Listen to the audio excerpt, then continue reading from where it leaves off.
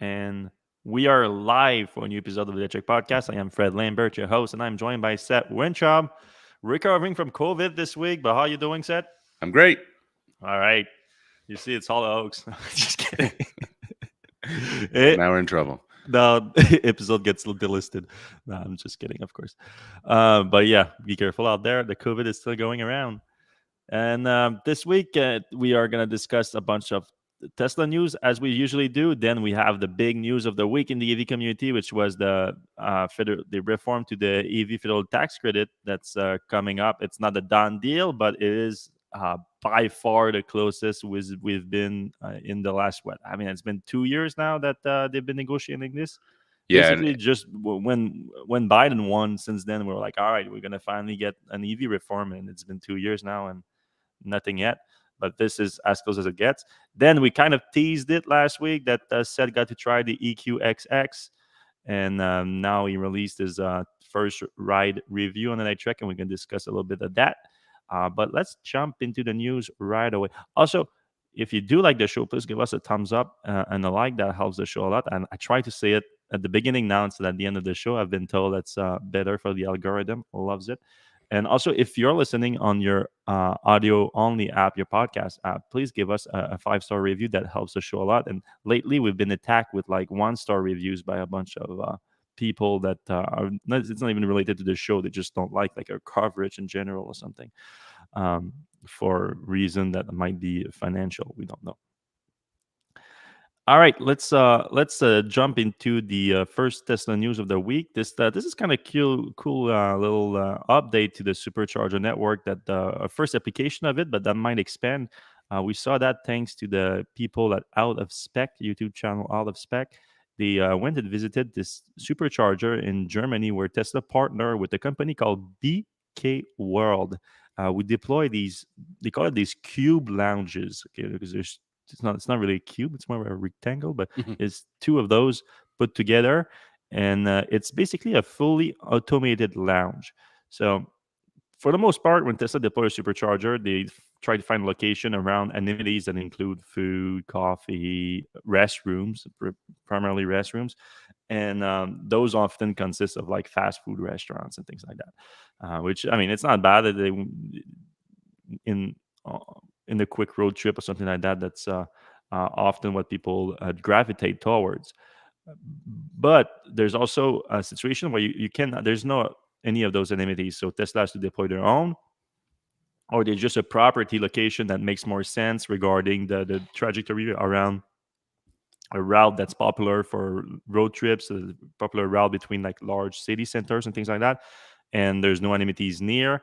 Like, you don't, since you're gonna park your car there, you don't want people to have to walk too far to get again to a bathroom, or to get some food, or to just have a place to rest. So Tesla has been developing its own lounges at some places, but there's not too many Tesla supercharger that are equipped with Tesla lounges.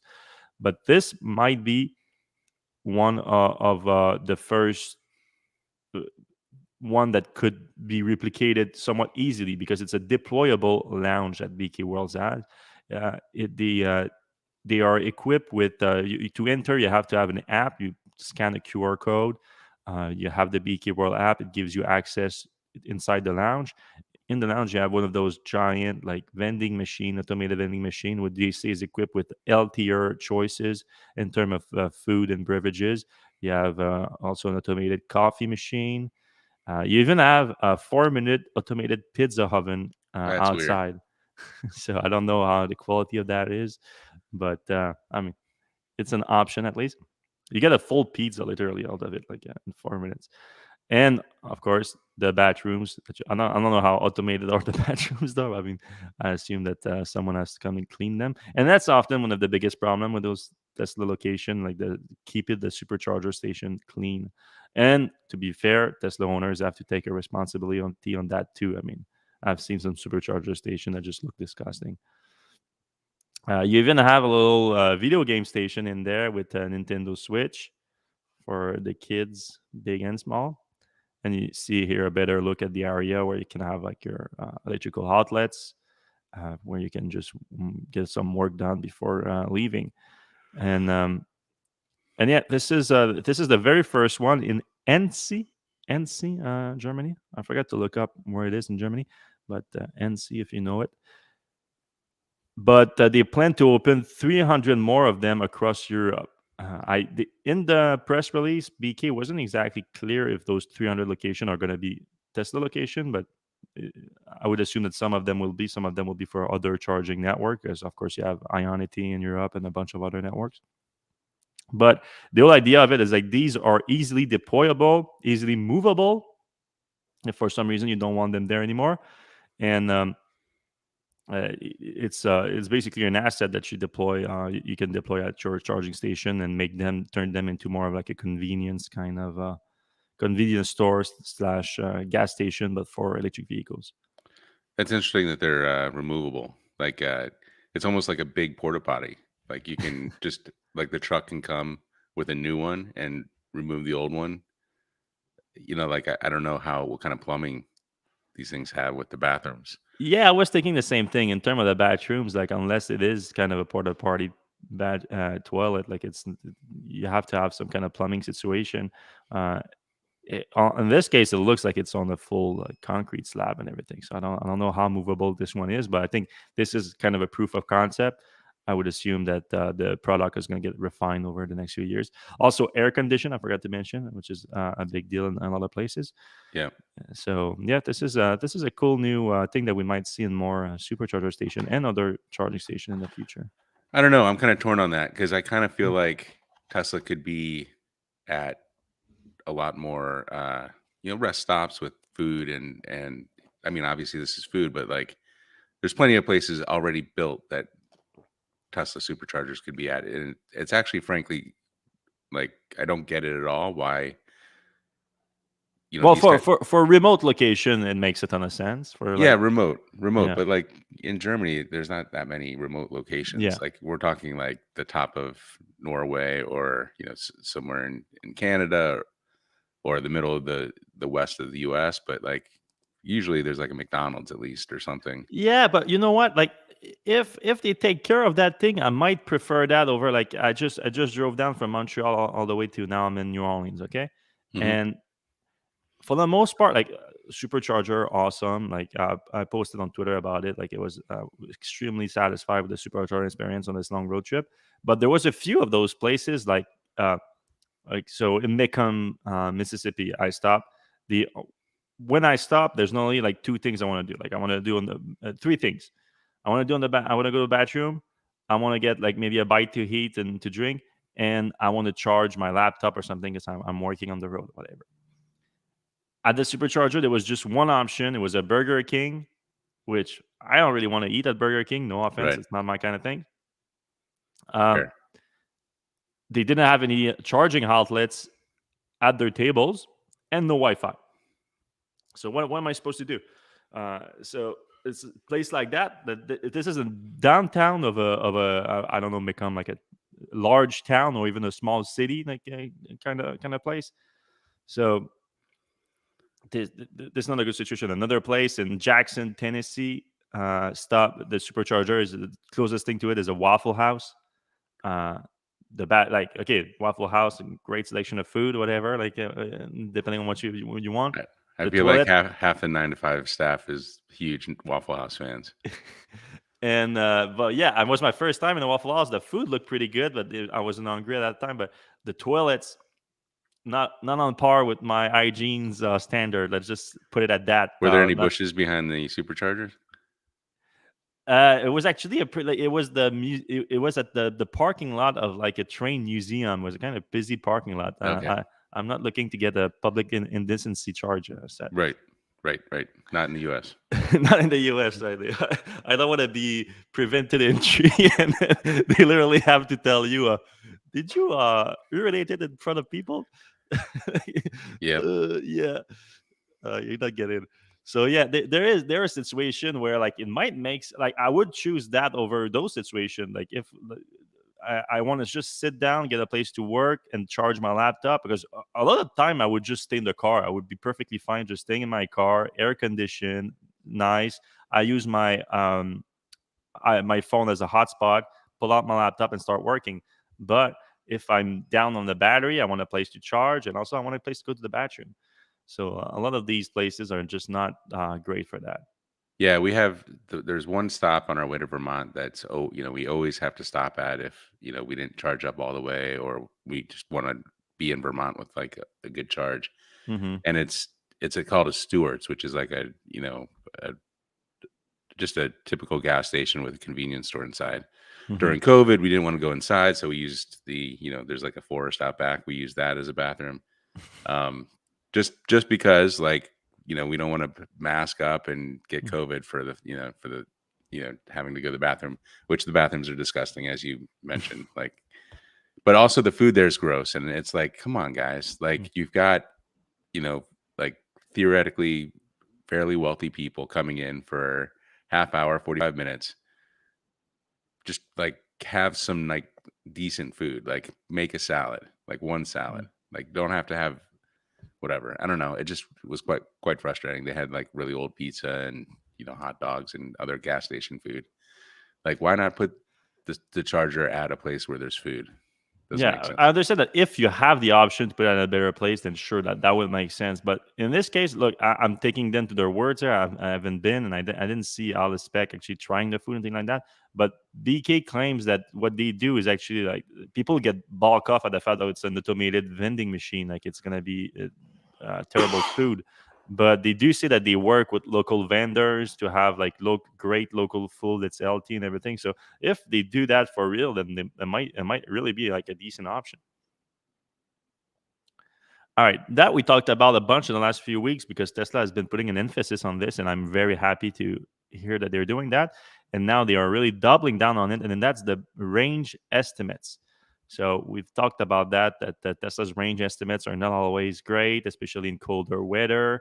But Tesla lately has pushed some update that included elevation change, weather change, more recently crosswind, headwind, humidity, and ambient temperature.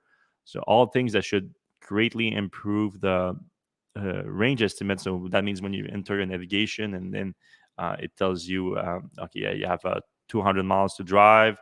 You have 250 miles to drive right now, but actually you're going to have like 10 miles left in your battery at the end, and it gets shorter and shorter as you drive. So you want to have a better estimate so that you are more confident in the car getting there, and also how much range you're gonna have left once you get there, and that's extremely helpful, obviously, for range anxiety if you have that.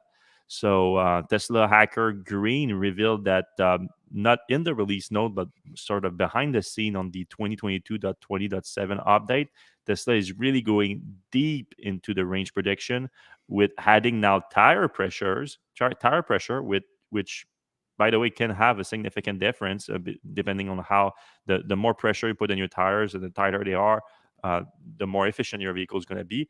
Though your ride is going to be more stiff, obviously. So you have to have some kind of balance between comfort and efficiency. So now that's going to be taken into account.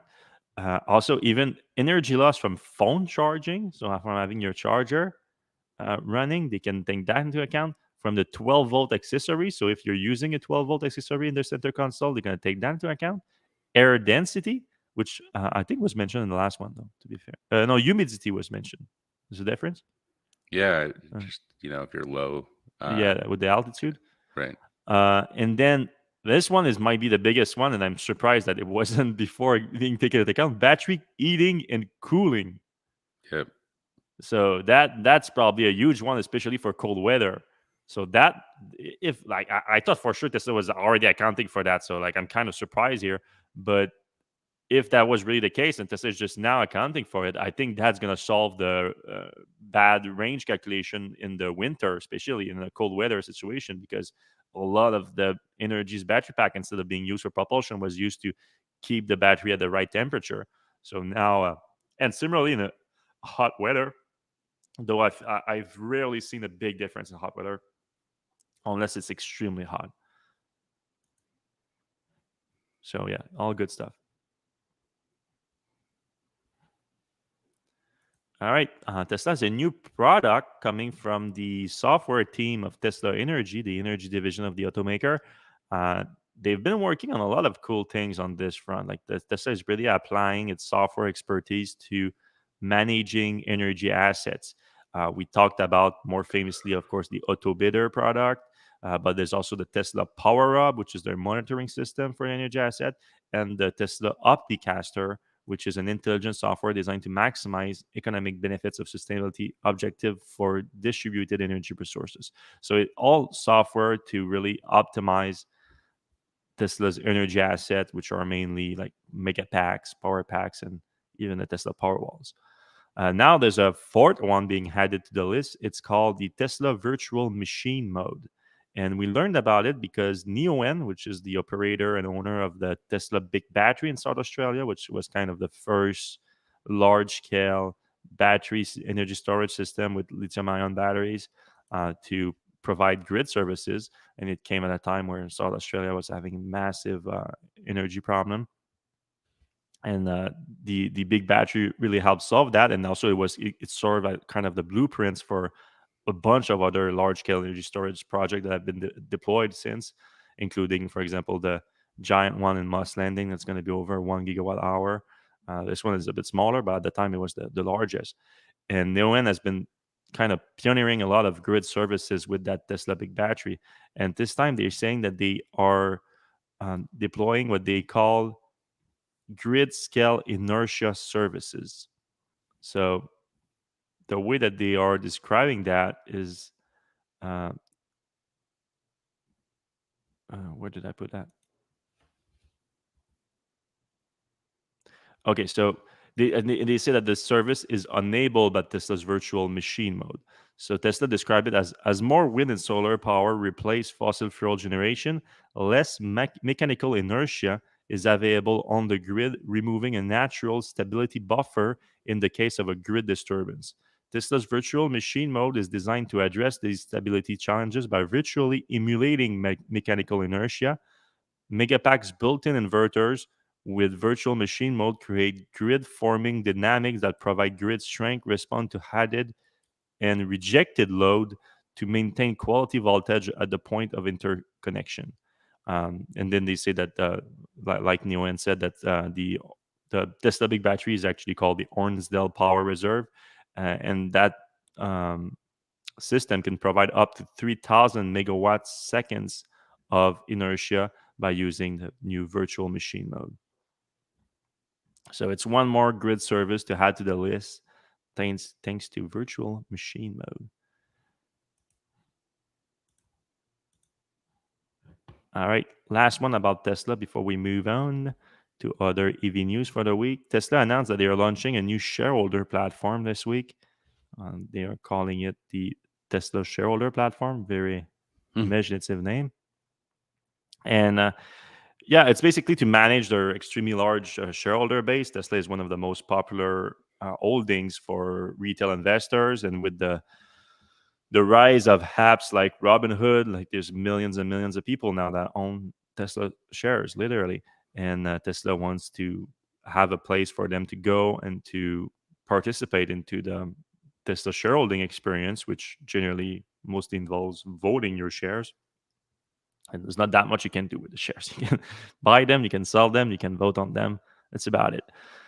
But yeah, this new platform, it's basically builds on Tesla's increased interest in retail shareholders. Like Elon famously was a few years ago at this point, where on the earnings call he was getting frustrated by Wall Street analysts asking what he called boneheaded questions, and he wanted to have questions from shareholders, and they started to deploy this they call it this Say technology platform, basically kind of what Tesla is deploying right now, which is a platform for shareholders to ask questions directly to Tesla. But for the shareholder platform, you have to obviously prove that you're a Tesla shareholder, and Say and also Plaid are the partner in that, where you can connect through them to your broker's account and prove ownership. Um, if you're like me, based in Canada, I have a Canadian broker. It didn't work for me, but I don't know. I might. I just there's a way to do it manually, but you do it by sending. You can just say how many share you have, or send them a statement just to try it. I just said how many share I have, and I didn't even send them a statement because they said the statement was optional. I haven't heard back yet if I'm eligible for the platform, but if not, I'll have to send them a little statement. You still have a few shares yet, yeah? You managed to get on the platform? Yep. They just logged in with my Robinhood account, and Hmm. now I get emails. Uh, I've gotten two kind of pointless ones from SEC Yeah, calling. So so one of the feature is email subscription where you can choose three options between basic, intermediate, and detail, where you receive either all of the SEC filings or just some of the main things like press releases, shareholder deck, deliveries, and earnings press releases. But Tesla mentioned that you can participate in shareholder events through the platform, and and you can also vote and submit questions during calls. Oh, I didn't catch that. That it was during earning calls. I assume it's prior to streaming calls, and then they're gonna answer it during the earnings calls. But I'm not so sure because that's already something that Say Technology does provide, and then it's more to be announced. So I assume that they plan to take advantage of that platform over time.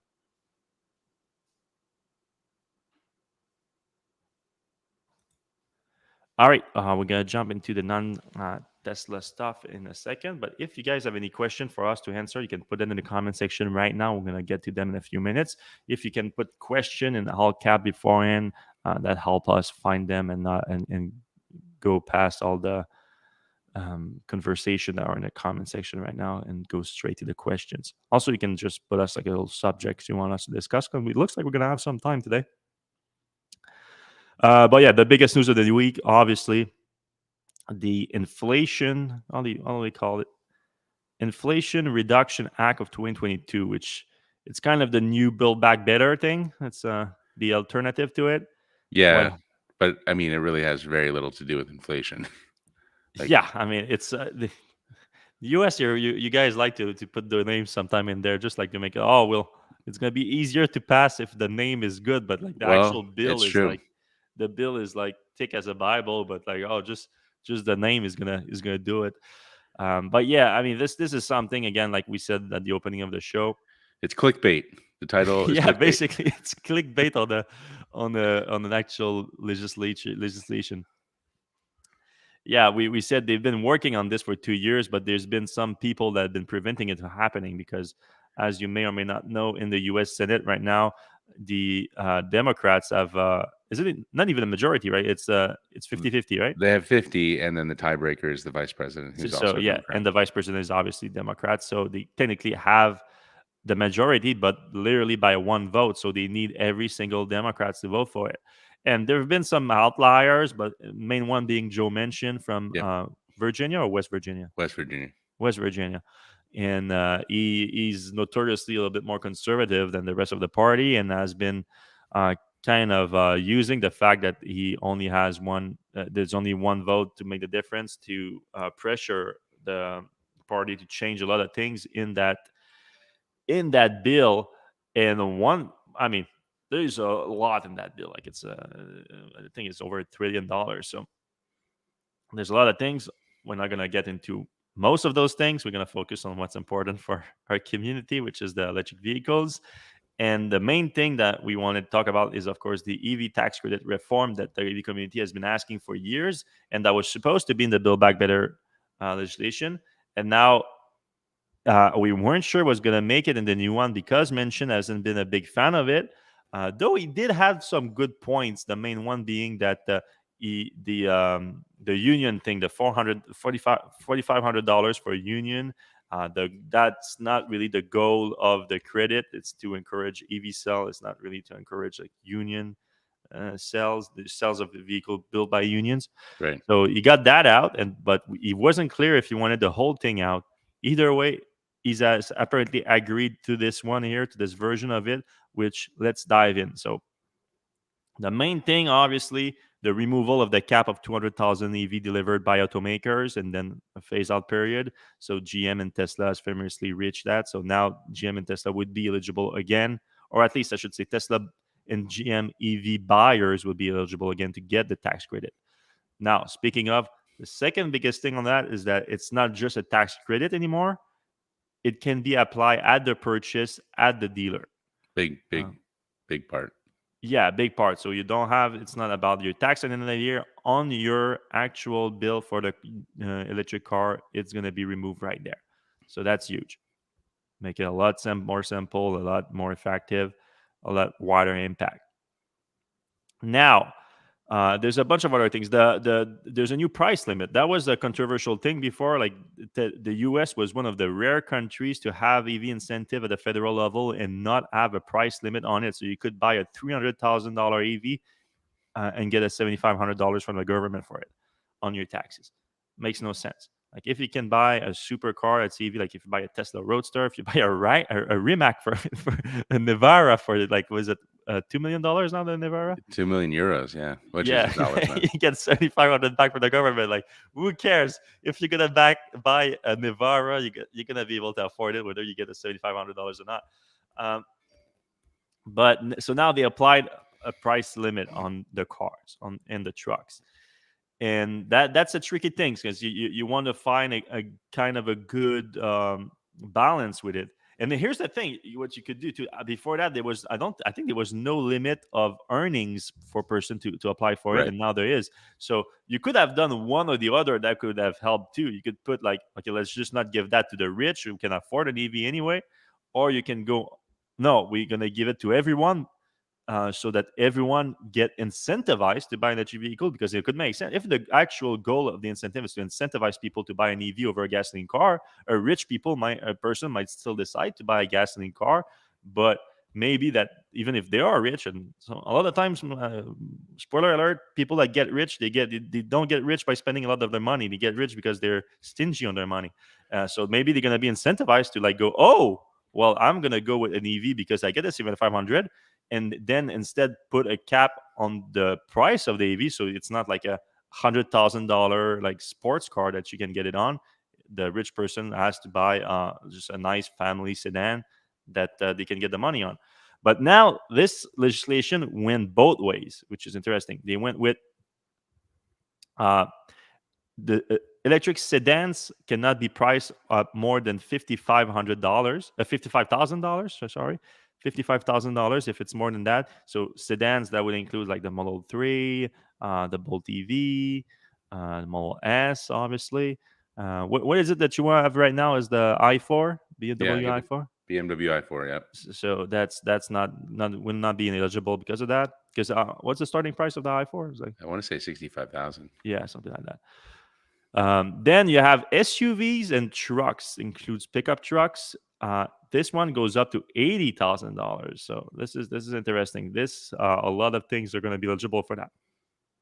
The big question, of course, the biggest car right now, the biggest electric car in the US right now is the Model Y, and it's technically an SUV. It's classified as like a mid-size SUV, I think, something like that. So technically, it will qualify for that. So that's Yep. a big deal for Tesla, even though it's already back order like crazy. Now, there's another requirement that gets things a lot murkier. That's where it gets difficult to know. Like everyone, received, since we reported on this, I've received like 20 emails from people. Fred, release a list of all the electric cars that are going to be eligible for the new federal tax credit. That is the thing. I don't know, and I don't think anyone knows right now because of those requirements, which are um,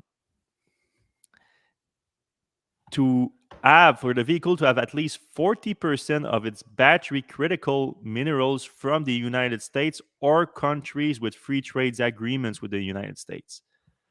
And then at least 50% of the battery components of the vehicle coming from the United States or countries with a free trade agreement with the United States. So those are two different things. The battery critical materials, so that includes nickel, lithium, cobalt, um, iron, what else? Manganese, graphite, name it. 40% of that has to come from the US or countries with a free trade agreement in the US. So I'm going to stop saying free trade agreement in the US. I'm going to list you like the main countries just so you know. So that includes Australia and Canada, That's good. which, yeah, those are big because a lot of minerals come from those two countries. So that's good. Like that should include more car. Chile, big on lithium. Colombia, Costa Rica, I don't think there's that much. Dominican Republic, El Salvador, Guatemala, Honduras, those are all countries and not big exporter, I think, of those minerals. Israel, same thing. Jordan, same thing. Korea, That's good Korea, for batteries. yeah, not necessarily for the minerals, but like Seth said, for the battery components, that's good because there's a lot of battery cells built in Korea and other battery components. Mexico are also important because it's, I mean, I guess less so for batteries, but I mean, there's a bunch of electric cars being assembled there. Morocco, not so much. Nicaragua, Oman, Panama, Peru, Singapore, USMCA. What's that? Mm, Marines. United States Mexico Canada agreement. Like, who cares? That's weird. they're, That they would put that they're there. all mentioned in there. That's just repetitive. Um, so yeah.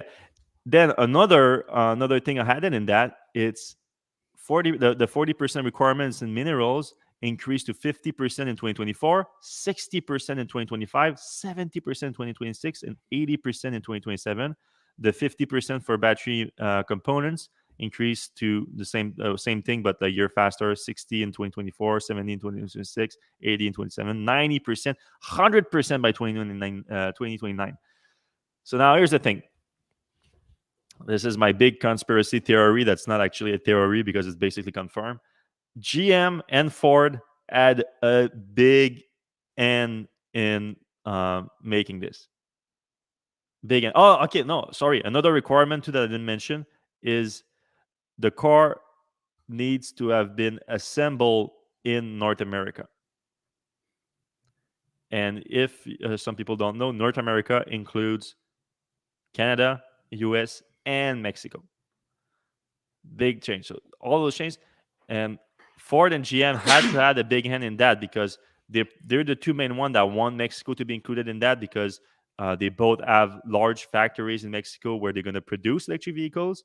The Blazer EV, which was just confirmed recently, is going to be produced there in large volumes. So GM wanted that 7,500 for that for sure. And guess what? 2 days before Mention I finally announced that he agrees to this. 2 days before, both Ford and GM just happened to announce large scale deal to secure battery critical minerals from North America by 2025. That's crazy. What are the Yeah, chances? What are the what a coincidence? coincidence. It's funny how just life works sometimes just like that. No, it doesn't work like that. GM and Ford had a big hand in drafting this. But look, I'm not mad at it. I mean, I'm not big on collusion and with businesses and government, but this is actually good for North America as a whole because right now North America is losing the battle a lot to Asia and to Australia and to South America, to a lot of markets where the minerals are coming from, where we actually have a ton of that here, especially in Canada and in the US. Tons and tons of lithium, tons and tons of nickel and cobalt, mostly in Canada, though. Um, we have everything we need to make batteries here, but like a lot of other things that has been exported over the years, not in our own backyard and everything, even though there's a way to make it ethical, to make it clean, and we should really do it and keep the wealth here. And also processing all that here, that's jobs, people. That's a lot of jobs that's going to replace all those coal mining jobs and all that stuff. That's what's going to do it. Like I hate when people are like, oh, coal jobs are going away. Let's just like get them into like the solar industry and anything like that. Like that's like asking a software engineer to start building like cars or something. It's just a different thing. So this is a lot closer, like the actual mining business. And this is going to result in that because even though like we said, this wasn't actually needed for the EV industry, the demand is extremely strong, and of course an EV incentive at the purchase is more about driving demand than anything else, while the EV industry has more of a production issue than a demand issue. This kind of solves both of them long term, at least, or mid term. I don't know how you want to look at it. Why? Because the forcing those automakers and the entire industry to buy locally those minerals are going to make them finance a ton of local project that still have issues getting the financing and getting the mines running and everything. It's going to force them to finance that, and that as a whole is going to increase the production capacity of those minerals, which are becoming a bottleneck in the expansion of the EV community. So EV adoption, sorry. So it's a two-prong approach. Like it keeps the momentum of the demand, and also it's help finance uh, the expansion of the production of those critical minerals in order to expand EV production. So this I'm really excited about, and I think it's going to be a great investment opportunity also for everyone that's like to invest into the uh, battery critical market in North America. There's a it's hard to overestimate just how much of a lead China has on everyone on this. And I think I think we're still playing catch up. I'm going to still play catch up for a long time, but this gives a little edge for those of the companies to start producing. Exciting stuff. Yeah, there's a lot of stuff. One of the things that we noted also is that there's the electric bike credit that was in Build Back Better is not in this one. Oh no, it's not. Oh No, yeah. So one of the things is like call your senator, call Schumer, tell him to put the bike credit back in. Also, yeah, the what was I going to say? There was something about the but there's a used vehicle credit that's in yeah. there. There's a used vehicle credit So in there as well. that's big. So with the price limit on the new one and the yes, I forget to actually mention the individual gross income limit. For the new credit, there's also a gross income limit of $150,000 for individual filers and $300,000 for joint filers. So also that's going to limit like for a lot of Tesla buyers, for example, like a lot of them, I think win over that, and like you won't be eligible for the credit on that. You know what else they should throw in there? I mean, this doesn't work for Teslas, but they should also require cars be plug and charge capable to receive the tax credit. Yeah. That's my little Seth amendment. Well, I think honestly, people soon enough, like uh, more people are gonna realize that you just have to have it anyway. So people are just not gonna buy cars that don't have it. Like it's especially as it's become more like we always mention it when we do our reviews and things like Right. that. I think more people are gonna start doing that. All right, for the used vehicle taxes, so it's a 30% of the value of the used EV with a cap of $4,000. So up to $4,000 or 30% of the value. It must be at least 2 model years old. So that means like it needs to be like at least a 2020 if you're buying it in 2022. Um, Original use of the vehicle. Okay, yeah, you cannot be the first owner, but the original use of the vehicle must have occurred with an individual other than the one claiming the use. Well, that's obvious. Like Yeah, that's why you it's can used. you cannot claim the new credit and then keep using that car and claim the used credit. This makes no sense. Sell it to Uh, your son. Yeah, has to be purchased from a dealer. Okay, I don't the whole dealer thing like the same thing for the Uh, new one. What's I don't know how that's gonna work with Tesla, Rivian, and Lucid, but I mean most of them when they do have their store, they call them dealer. They call them stores. They have a dealership license generally, so I think they're gonna be fine. Used vehicle price must be $25,000 or less. So that's pretty good though. That limits some because the used car market, especially for EVs these days, is pretty wild. Finding a car under $25,000 might be difficult. Okay.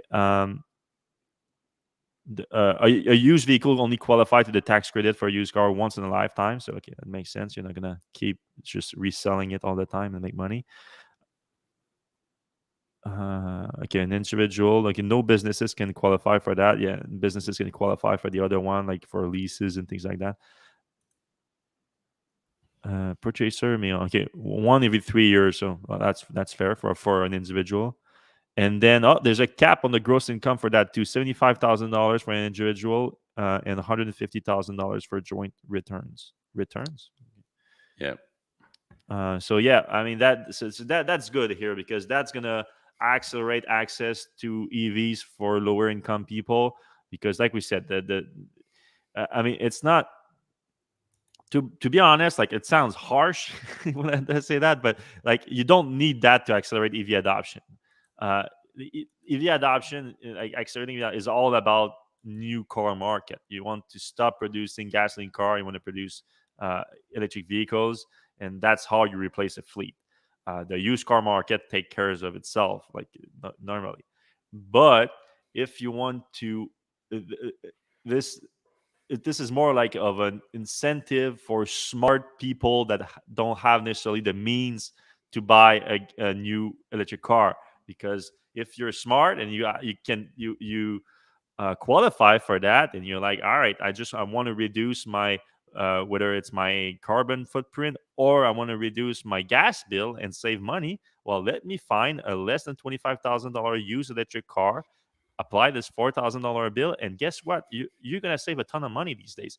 Like getting a $20,000 car that's electric, you it's a very good deal right now. So especially at the price of gas these days. I would say with like $150,000 being the household, like for joint returns, this isn't for low income. It's like low and middle income. Yeah. For 150, sure. especially, outside of New York City and the cities, is pretty good income. Yeah, it's pretty good income for sure. I meant lower than the other limit. Right. That's what I meant. Yeah, but so that's it's not gonna change anything for global EV adoption, but it's gonna help uh, not low income people, but lower than $150,000 a year as a joint filers income people. All right, the EQXX. So I think we are on a mission, you and I, right now, Seth, and it's to try to convince Mercedes to actually produce that car. Yes.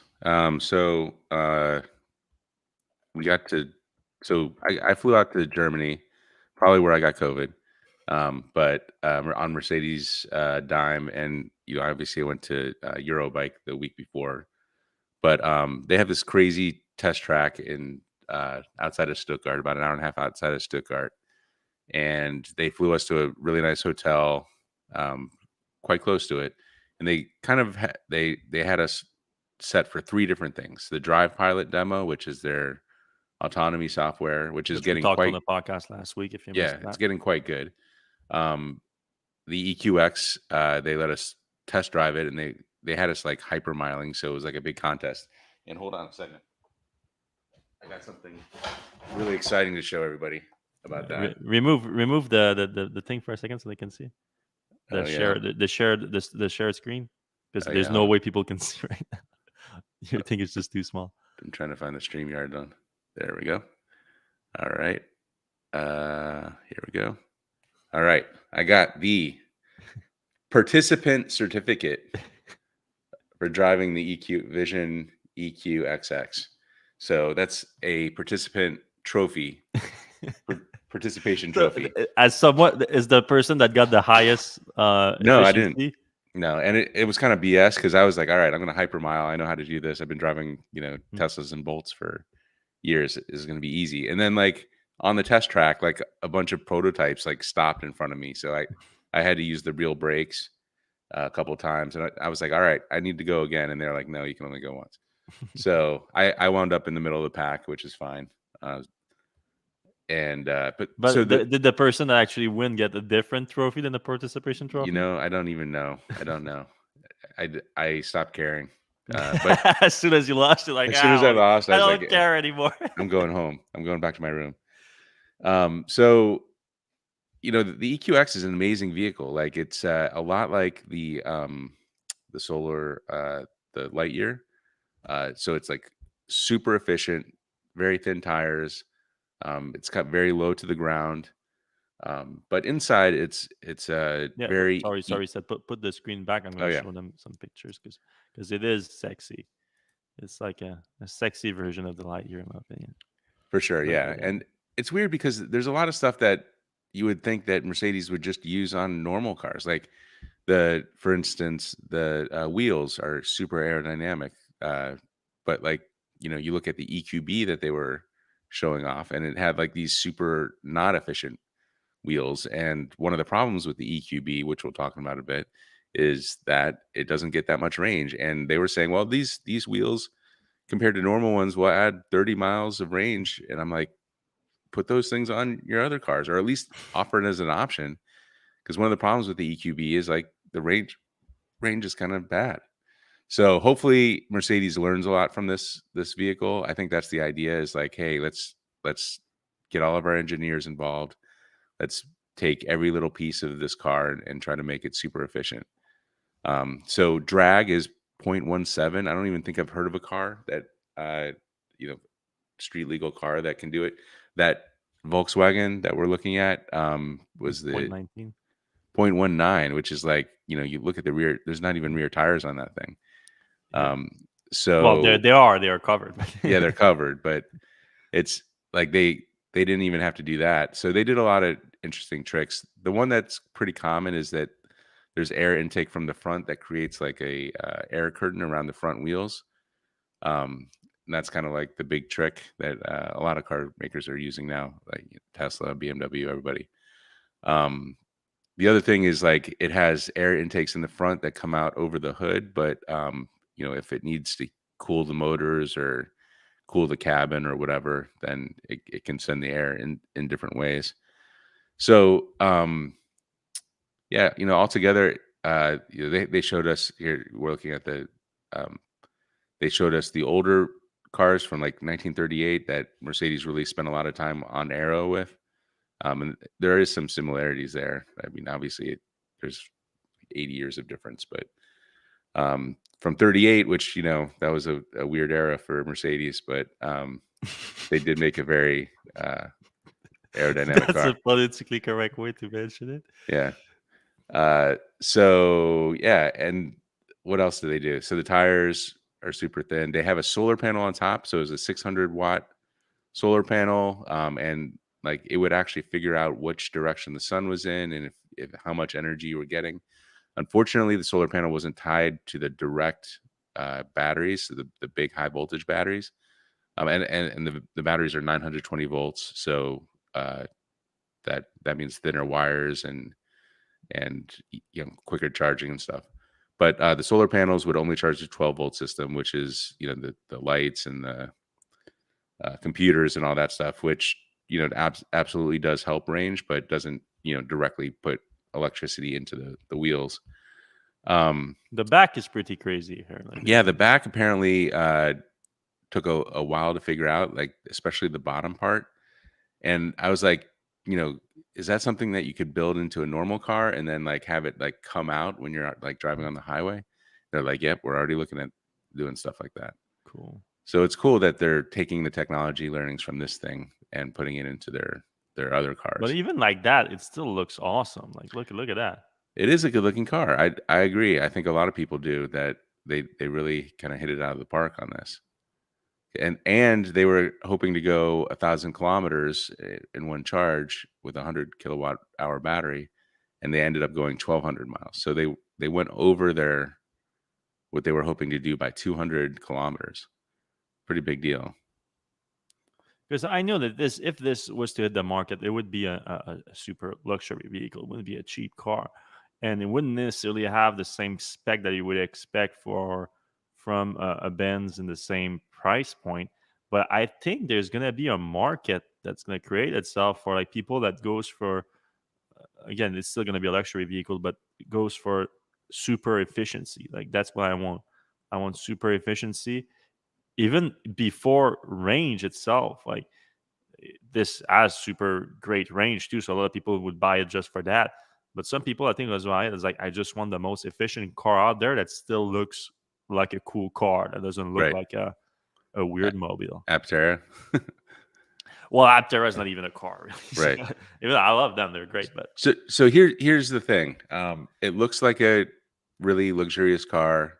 It looks cool, but like because of all the stuff they did to make it super light, like they took out all the insulation, so you hear a lot of road noise. They made the suspension very light, so it makes a lot of bumping sounds. I mean, they did a good job with it, but it's definitely doesn't feel like a Mercedes sedan. It feels kind of like a prototype vehicle, which that's great for and I'm sure they can add things to it to make it more livable. even if they lose 200 kilometers on it, Right. it's still a very good efficiency and great range. Yeah, I mean, my point was like drop, you know, like 1,000 kilometers is great, but like you drop half the battery, you're still going to get like 600 kilometers, Mm. and you're going to, you know, because of the lighter car, it's going to have a whole bunch of different better driving dynamics. So you have a 60 kilowatt hour battery that goes, you know, 1,000, or not 1,000, but it goes, you know, 600 miles, for instance, or 600 kilometers. That's still a pretty sweet car to have, and Mhm. it doesn't use much electricity, and you get more from the sun and all the other stuff. And then I started thinking about it. I was like, well, actually, I think I'm just inventing the Lightyear at this point, because Yeah. that's similar to what Lightyear did. Yeah, I'm starting to miss that part. All right. Well, I mean, oh, that's the you can see here the expiration for sure with Yeah, the with this one. All right, and then you just mentioned it too, but the other one that you were checking out while you were there was the EQB, which yeah, we so, actually test drove briefly in Germany last year, but now they have the production version and everything. yeah. The EQB is kind of like a it's the, what is it called? The GLB. It's GLB is Yeah, the internal combustion version. So yeah, basically, they made an EV version of a ICE car they already had. yeah. It's And the entry level SUV yeah, for and it's kind of Model Y size, although yeah, when, you know, they said like this is going to be the only one with third row in mhm, its class, I was like, what about the Model Y? And they're like, oh, the Model Y is in a different class. I was like, really? Like it's kind of the same mhm. size, Yeah. but it's a little bit shorter, it's a little bit narrower, and it's a little bit taller. So, but it does have a third row, which is important for a lot of people. The problem is that it doesn't have a ton of range. So they're estimating 230 to 240 EPA, which not great for a Mercedes if you're paying a lot of money. Although this one's not that expensive. And then also the charging speed is 100 kilowatts, which, Yeah. That's a big no for a 2022 vehicle. right. And you know the problem is that you put those two things together, and it's not a great trip car. Hmm. I think I estimated that you get 161 miles going from in a half hour, going from 10% to 80%. So you're looking at 160 miles between stops on a long trip, which are not great. And that's best case scenario. And a lot of that is because of this right here. I think it's already not a big battery pack, 70.5, but Yeah, Mercedes has been known to like lock up a big part, get a big battery buffer, and they're talking about a 4.5 kilowatt hour battery buffer. It's not a small one. Oh, they yeah, did say EU on this, so for the US version, they might just have a bigger pack. Or yeah. So the pack is a little bit bigger in the U.S. I don't know if it's just more usable or if it's Mhm. just bigger altogether. Um, Also, like the the the electronics in the front were like really not packed in well, and I imagine like future versions of this will have a frunk, or at least be tighter packed, because you have this big area where, you know, the internal Mhm. combustion engine was, and you've got all this electronics, but you don't have a motor to put there, so they kind of just spread everything out, and so that was bad. The good side, like it's a Mercedes, it's a really nice car.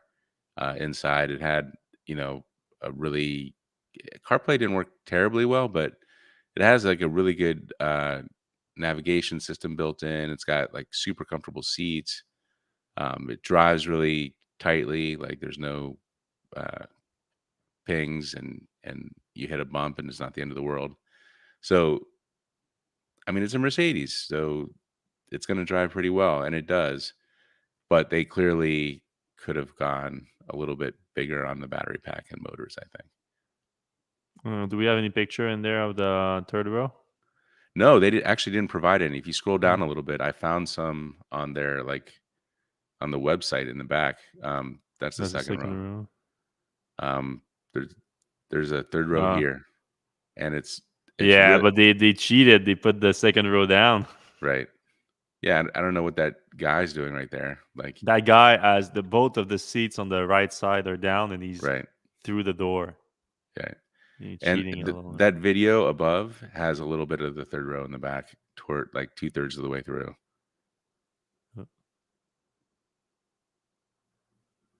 Uh, okay. Yeah. Well, yeah, Yeah, that's not much.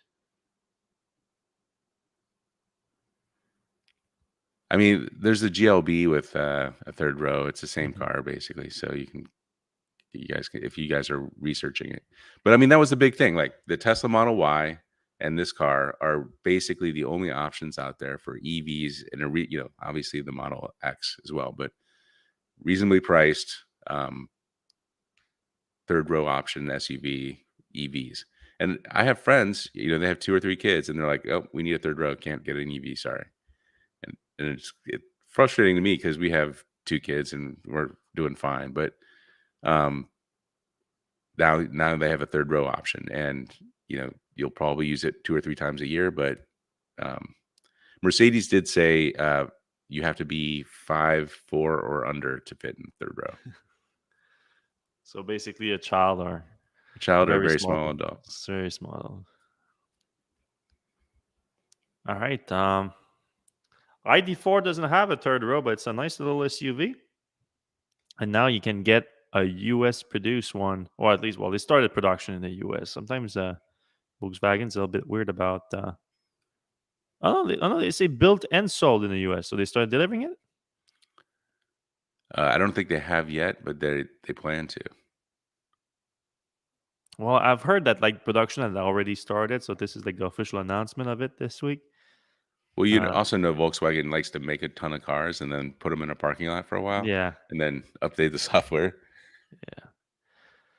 So they are planning to build 7,000 per month, which is not too bad. And they're adding 1,000 jobs to be able to do that. This is all in Chattanooga, Tennessee, by the Hmm. way, where a big factory that Volkswagen has there, and they are using cell from SK Innovation, Korean company. But I think they're using cell that's going to be built in the U.S. with their Georgia plant soon. So maybe they're gonna be able to get the new tax credit. It's not that's one of those things like we don't know for sure because that's one of the requirement. Like built in North America, check. Cells from the U.S. But well, percentage of battery component from U.S. and U.S. country that have a country that have a trade agreement with the U.S. free trade agreement with the U.S. So with the percentages and everything, it's hard to say exactly. All right. Last piece of news that we have is something it just came out with, so I haven't had the time to look into it so much. But you're saying that the Chevy Bolt EV is still the best value EV in America by far. So I assume that's based with the price decrease that have recently happened. You're trying to make the case that people should get a Bolt EV. Yeah, absolutely. So I owned a EV, as most people know, from 2017 to 2020. So uh, at that point, it was like I think a $40,000 car. Um, but there was a tax credit, and because not only because the tax credit, but also um, the the price of gas and everything like that, it makes it a really compelling car to get. Now that it's 25,600 starting price, and I'm actually going to buy one for my mom, and hopefully the tax credit comes down as well. So that'll be under 20,000. But I really like it. It's pretty quick off the line. It's very compact. The EV is the EUV has a little bit less range, but it has the Super Cruise option. We've talked a lot about the Super Cruise here. In a lot of ways, it's better than Tesla's because you don't have to have your hand on the steering wheel. Although full self driving is coming, but it's different, and it keeps you in a lane. It doesn't really navigate you around cars and do any of that stuff. What's kind of interesting is the Bolt EUV has less storage space than the smaller one, and that's because it's a little bit taller. The EV is a little bit taller, so there's a little bit more height Mm. when you're talking about the volumetric storage. So I kind of recommend, people ask me, should I get the Bolt EUV or the Bolt EV? I kind of recommend the EV more often, unless you're going for the Super Cruise. You get a little bit more storage in a smaller package. You're up a little bit higher.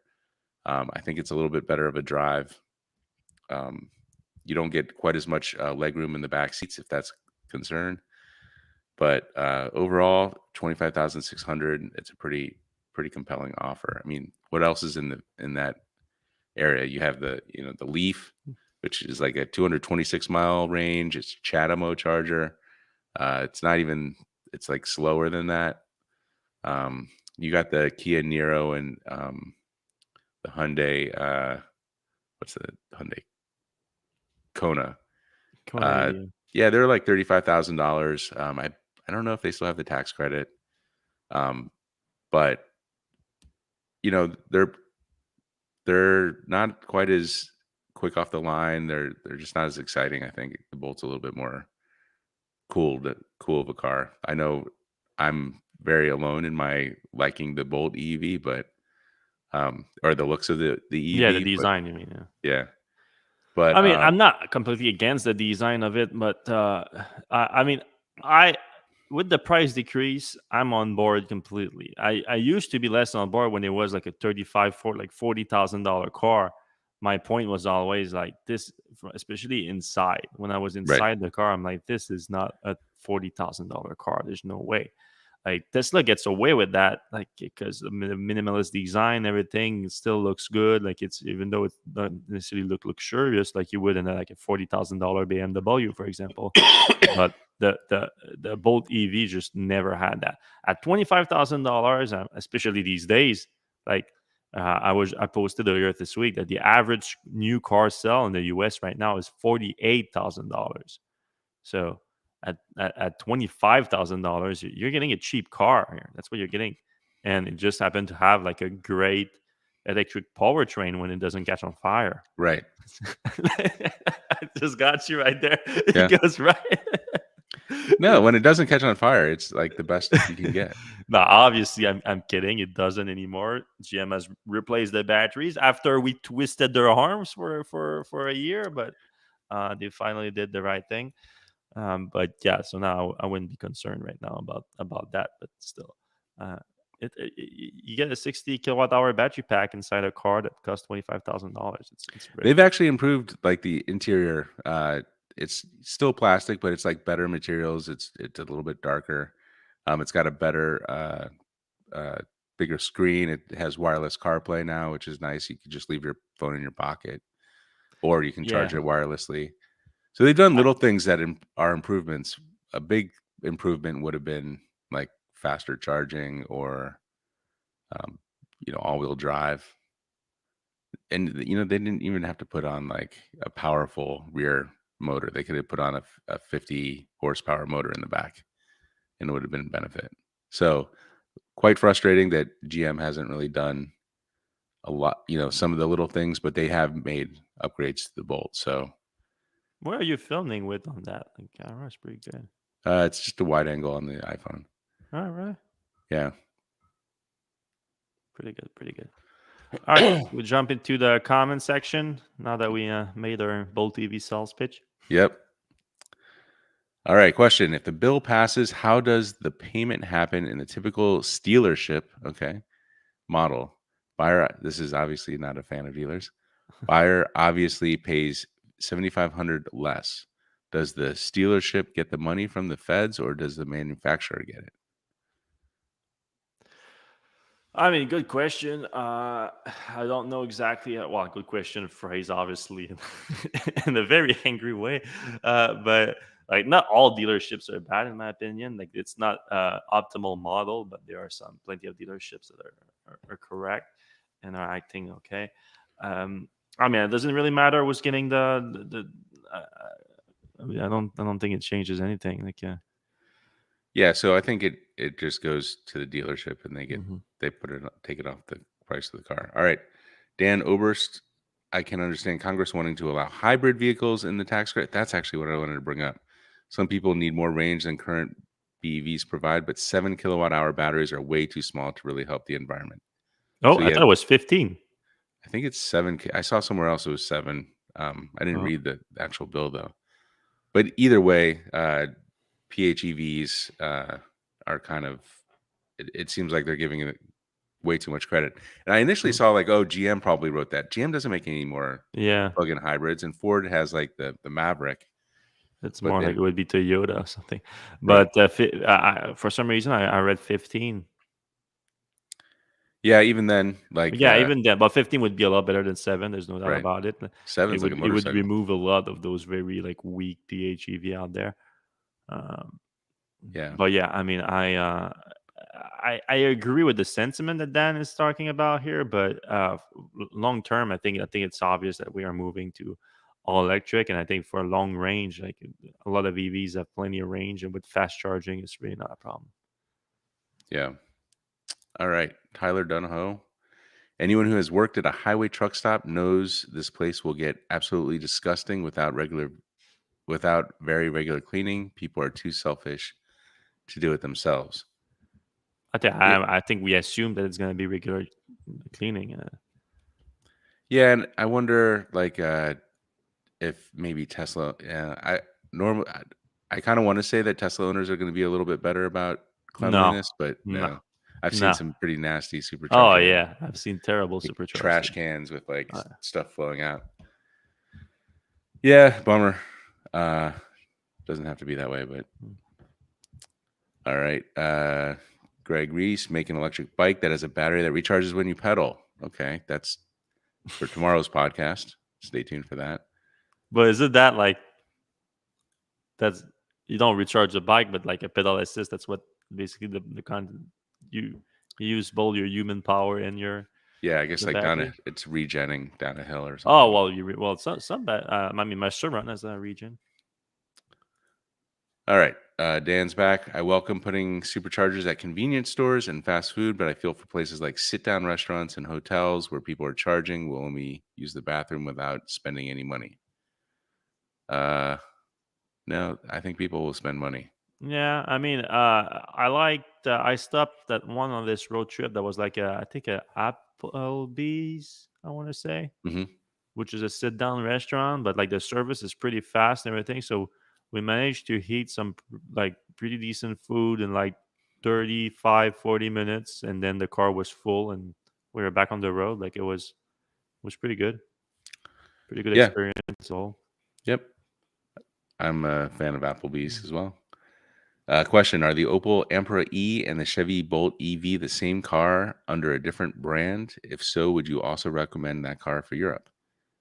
Yes, I think the Opel Ampera E is actually the exact Chevy Bolt.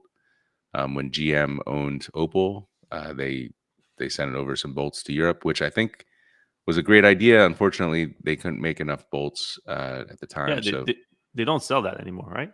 no, it's Yeah, Opel's now owned by PSA Group or yeah. something. I think there was like a period of time where they would actually supply them with some, but then it ended pretty quickly. Yeah, so they're out there. There's probably some used ones out there, and they're great cars. So, all right, going down a rabbit hole here. I always bring an Anchor battery with me to charge in my car. So I guess you're Well, you saving like 30 meters of range. no, I was talking about like charging my laptop in my car. Oh, okay. But Eric is just bragging about his better logistical skill than me. I just don't think about that, unfortunately. All right. Let's see. All right, we're talking about that. Let me get to the clickbait. So we talked about how the uh, The the bill. bill name was clickbait. Dan says clickbait named aimed at one person mansion. That may be true. Like maybe that's easier for him to sell or something. I don't know. That used vehicle owner must be different than the original owner is the reason bills have to be so many pages. They know people will manipulate the system that way. But can you maybe manipulate the system with that? Because how is it a used car? It never changed hands. You bought it new. How Yeah. like are you selling it back to yourself as a used car? Like as Maybe that sell work? it to your wife or something. Yeah, maybe.